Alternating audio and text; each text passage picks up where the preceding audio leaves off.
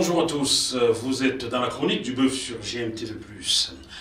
Le 24 janvier est désormais la journée mondiale de la culture africaine et afro-descendante. Et pour commémorer cette journée-là, ce mois de janvier 2024, les événements se dérouleront le 27 janvier 2024 de 13h30 à 20h30 dans la ville de Sevran.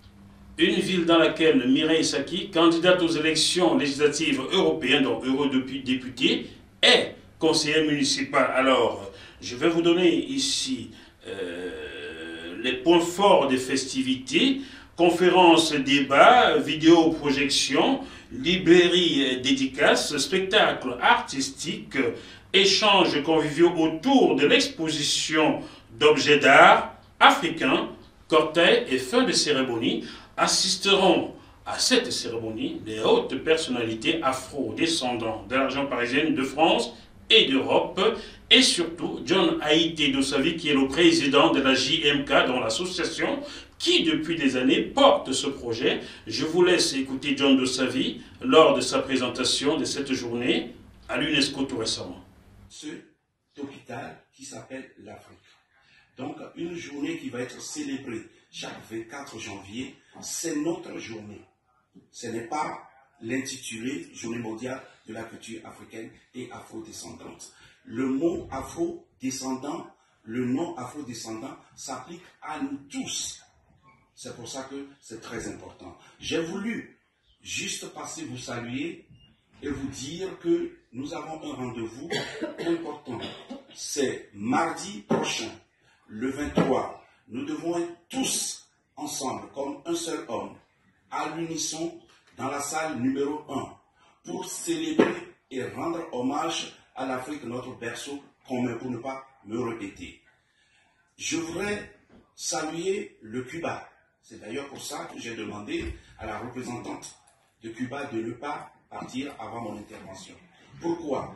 Quand le projet de résolution a été porté par le Togo, le premier pays qui a dit « nous allons co-parrainer ce projet de résolution », c'est le Cuba. Et je vous allez faire ce que vous n'avez pas l'habitude de faire, applaudissez le Cuba.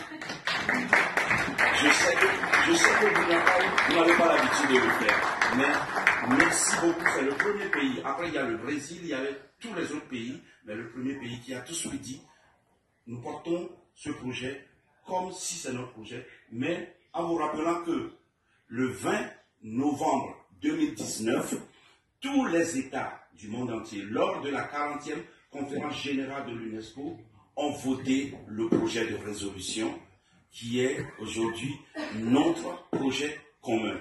Nous devons, à travers cette journée mondiale de la culture africaine, et lancer à l'appel à tous nos dirigeants.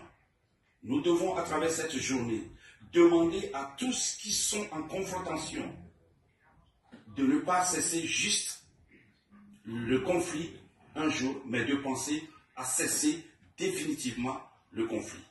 Les conflits dans notre ou sur notre planète. Donc, une fois de plus, je ne vais pas vous retenir et je voudrais vous dire merci d'avoir accepté de mettre à l'ordre du jour, Monsieur le Président, ce point qui me permet de voir celui qui est à l'origine de cette journée mondiale de la culture africaine et afro-descendante que le Togo a portée. Vous êtes le premier groupe à qui je m'adresse depuis la proclamation de cette journée par les 193 États membres de l'UNESCO, à qui je m'adresse et je suis super heureux et fier de m'adresser aux filles et aux fils qui se trouvent du côté de l'Amérique du Sud et dans les Caraïbes, en vous remerciant. Et surtout, je voudrais vous voir tous le 23 janvier prochain dans la grande salle, la salle numéro 1, pour que nous chantions l'hymne pour une humanité réconciliée. Sur ça, je vous dis merci beaucoup.